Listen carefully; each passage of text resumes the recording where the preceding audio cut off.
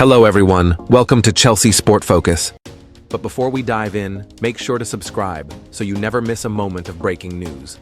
Let's get started. Chelsea returned to Cobham this week with a renewed sense of direction and quiet confidence after grinding out a hard-fought 1-0 victory over Pathos in their final Champions League group match. It was not a glamorous win, but it was a defining one.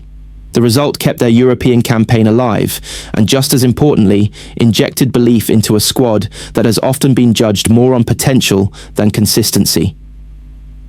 With a demanding trip to Selhurst Park looming, the mood around the training ground reflected a team that understands both its progress and its remaining flaws. The midweek victory highlighted Chelsea's growing resilience under Rosenior. Against a stubborn Pathos side, the Blues showed discipline, patience, and an ability to manage pressure in high-stakes moments. Yet the performance also exposed familiar issues, particularly in breaking down deep defensive blocks and guarding against sudden counter-attacks. These were the exact details Rosenior and his coaching staff zeroed in on as preparations for Crystal Palace began. Training opened with recovery-focused work for those heavily involved in Wednesday's match. Light rondos, controlled passing sequences, and mobility exercises were designed to flush fatigue from tired legs while maintaining sharpness. Medical staff kept a close eye on several players who had recently battled illness. Jamie Gittens, ESTEVAO and Malo Gusto all returned fully to group sessions after shaking off the sickness bug that disrupted the squad last week, a welcome boost to Rosenior's options. There was also cautious optimism surrounding Cole Palmer. The Chelsea talisman missed the Pathos game with a minor strain, but his return to the grass was one of the most encouraging sights of the day. Palmer moved through tactical drills with intent and intensity, suggesting he could yet feature against Palace. His presence alone lifts the tempo and belief of the group, and the coaching staff will be eager to have him available for such a tricky away fixture. Once the full squad assembled, the intensity ramped up quickly. Midfield drills were tailored specifically to mirror Crystal Palace's compact defensive structure.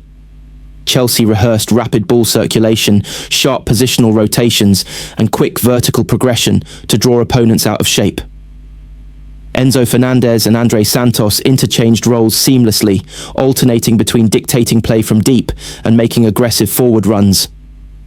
Reece James, when involved, added another dimension with powerful drives from deep areas, an outlet that could prove decisive against Palace's disciplined midfield block. In the attacking phase, decision-making speed was a major theme. Palace are known for sitting deep and striking quickly, so Chelsea's forwards were drilled to act instinctively around the box. First-time passes, sharp angles, and early shots were encouraged to prevent defenders from resetting. Alejandro Garnacho and PEDRO NETO were particularly prominent, stretching the pitch and creating overloads out wide. Tight combination play and wall pass drills followed, with an emphasis on unlocking low blocks, a recurring challenge this season. Defensive work was equally intense. With Romeo Lavia still carefully managed as he builds back to full fitness, Rosenior focused heavily on the back line. Trevoh Chalobah, Benoit Badiashile, Malo Gusto, and Jorel Hato were drilled relentlessly on compact spacing, communication, and early recovery runs. Palace's ability to exploit half spaces and wide transitions has hurt teams before, so Chelsea simulated counter-attack scenarios repeatedly, forcing defenders to reset under pressure and build instinctive cohesion.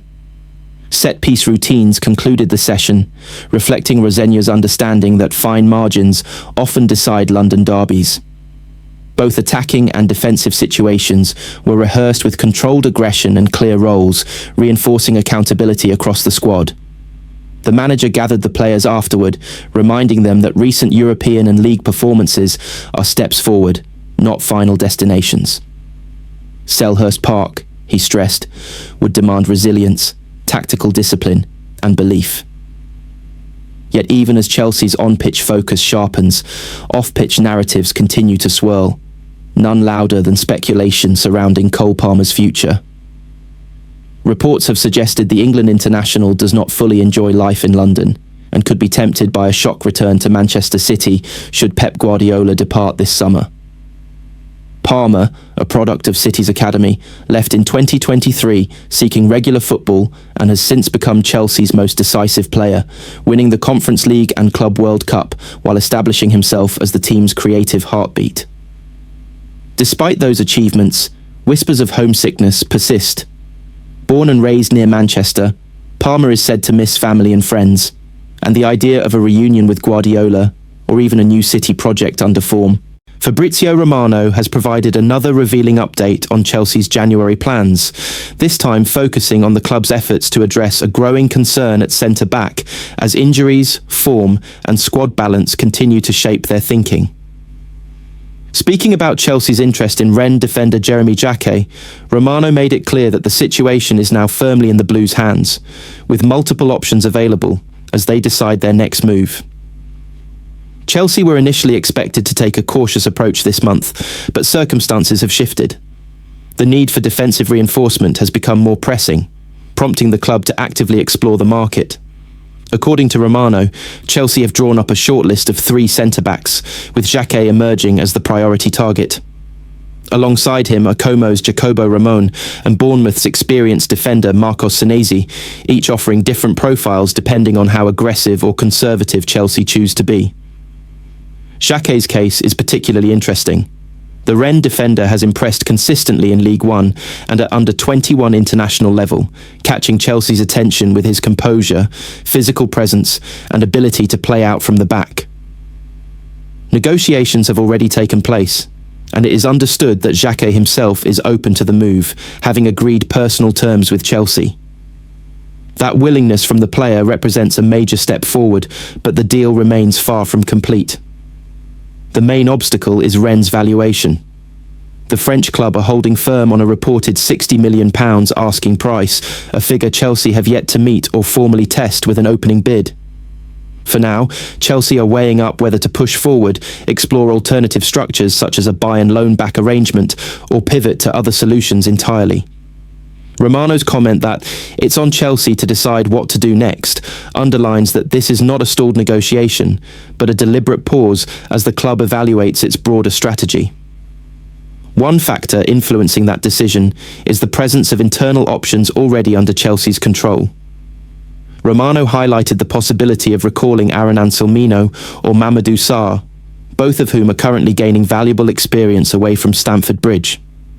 Anselmino has impressed during his spell at Borussia Dortmund, showing maturity beyond his years and adapting quickly to the demands of top-level football.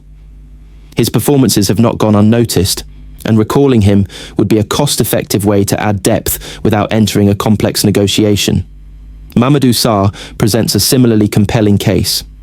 On loan at Strasbourg, the young defender has developed steadily and recently enhanced his reputation with strong displays for Senegal, including an impressive run at the Africa Cup of Nations.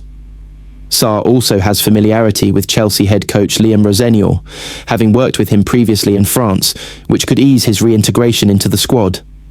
His growth suggests he may be closer to first-team readiness than initially expected.